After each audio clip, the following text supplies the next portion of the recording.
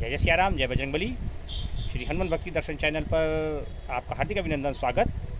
साप्ताहिक सत्संग की इस मधुर बेला में आज हम प्रत्येक मंगलवार को जब भी आता है सप्ताह में, तो अपने श्री हनुमान भक्ति दर्शन चैनल पर श्री हनुमान जी की महिमा का जो सुंदर वर्णन करते हैं, उसी कड़ी में आज हम आपको ले चलेंगे साहब महाकालेश्वर की महानगरी उज्जैन, जो पहले भोजपाल हुआ करती थी।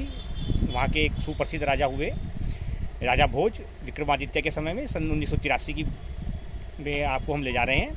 और उन्होंने साहब श्री हनुमान जी के लिए जो अद्भुत कृत्य किया, शायद 99% हिंदू भूल भी गए होंगे या आपने शायद पढ़ा ही नहीं होगा, कि हनुमान जी के द्वारा शिलालेखों पर लिखी गई श्री रामचरित मानस को समुद्र में ढूंढने का जो कार्य किया वो इन्हीं राजा भोज ने किया।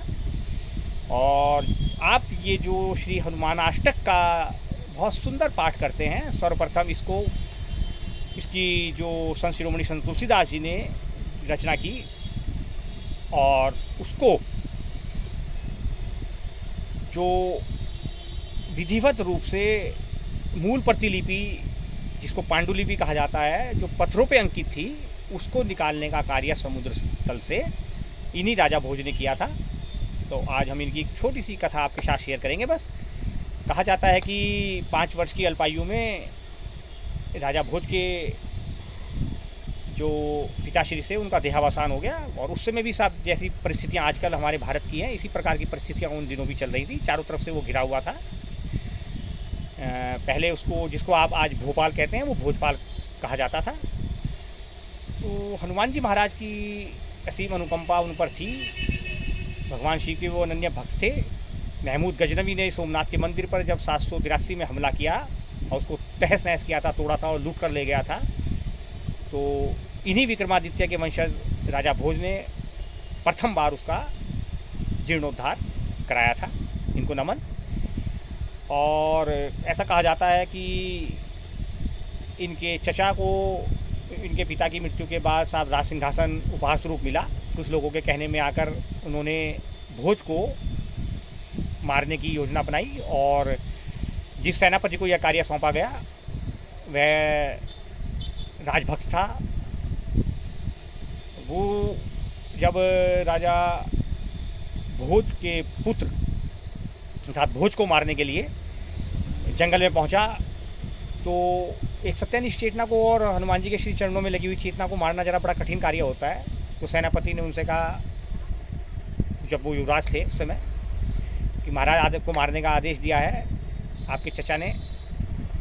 ये ठीक इसी प्रकार जिस प्रकार एक फूल वाले चीचा ने हिंदुओं का सर्वनाश करा दिया है साहब। आज 75 साल हो गए हैं भारत को आज़ाद हुए हुए, और आप देख लीजिए साहब, ये फूल वाले चीचा की वजह से क्या क्या हो रहा है। इसी प्रकार का वो चीचा था उसका।